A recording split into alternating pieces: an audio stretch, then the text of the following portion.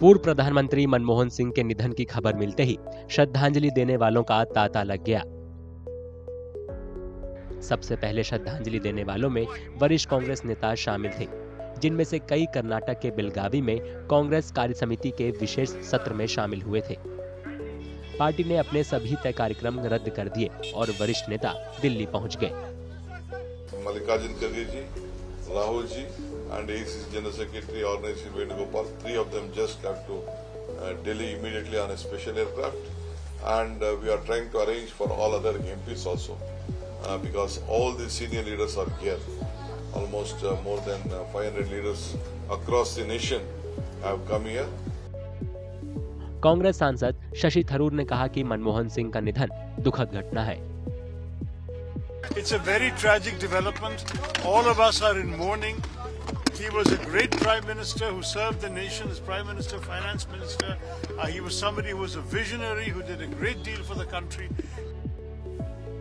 पूर्व सांसद PL पुनिया ने मनमोहन सिंह को एक ऐसे राजनेता के रूप में याद किया जिन्होंने 1990 के दशक की शुरुआत में वित्त मंत्री के तौर पर भारत को आर्थिक सुधारों की राह पर आगे बढ़ाया।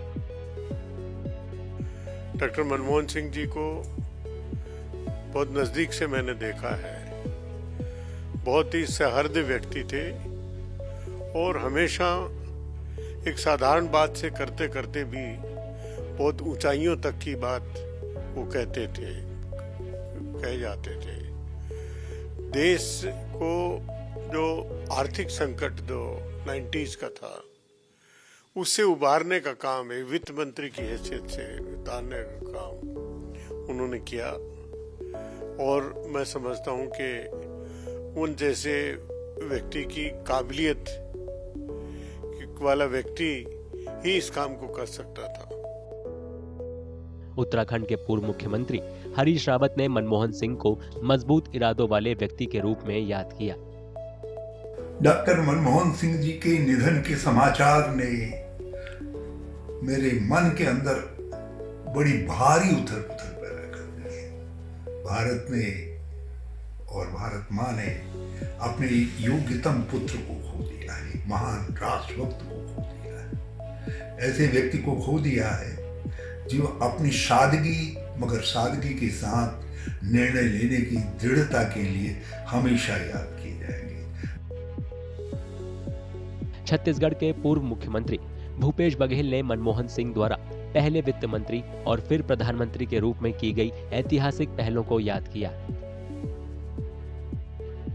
जो आर्थिक सुधार उन्होंने किए उसका लाभ पूरे देश को हुआ। अब प्रधानमंत्री के रूप में जहां प्रथम कार्यकाल कृषि सुधार, कृषि के MSP की जो कीमत है उसको उन्होंने बढ़ाया और वहीं मनरेगा जैसे 5 बड़े कानून उन्होंने बनाए, इससे आम जनता को लाभ हुआ है।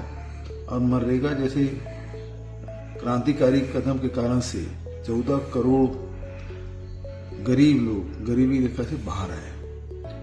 वहीं उन्होंने शिक्षा का अधिकार, सूचना का अधिकार, भोजन का अधिकार जैसे अनेक कानून पास किए जो कभी कोई कल्पना कर नहीं सकता था। पूर्व कांग्रेसी नेता गुलाम नबी आजाद ने मनमोहन सिंह के नेतृत्व में केंद्रीय मंत्री के तौर पर अपने कार्यकाल को याद किया, जब 2004 से 2014 तक केंद्र में UPA की सरकार थी। वो हमेशा नॉन इंटरफेयरिंग प्राइम मिनिस्टर भी रहे, शरीफ प्राइम मिनिस्टर भी रहे, ईमानदार प्राइम मिनिस्टर भी रहे और विपक्ष के साथ उनके जो संबंध रहे वो भी हमेशा बड़े मुद्र संबंध रहे।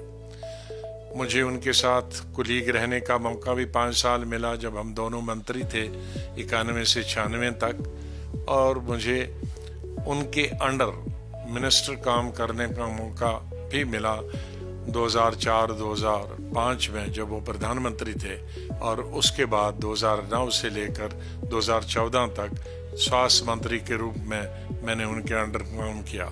तो हमेशा अच्छी सलाह देते थे और इंटरफेयर नहीं करते थे, लेकिन सलाह जरूर अच्छी देते थे। दिवंगत प्रधानमंत्री के साथ सलाहकार की भूमिका में काम करने वाले सैम पित्रोदा ने अमेरिका के शिकागो से उन्हें अपनी भावभीनी श्रद्धांजलि दी। He was the leader of a different generation. He had no need for personal glory. He didn't want to take credit from anybody. He never really put his foot down. He allowed people to collaborate, cooperate. He was not into command and control. I enjoyed working with him. I spent 10 years. He was sort of a person who let you do things. He could probe, but at the same time, he could make you feel very comfortable. I enjoyed his leadership style. It's very similar to what I would like to practice. पूर्व प्रधानमंत्री मनमोहन सिंह ने गुरुवार शाम 92 साल की उम्र में दिल्ली के एम्स में अंतिम सांस ली।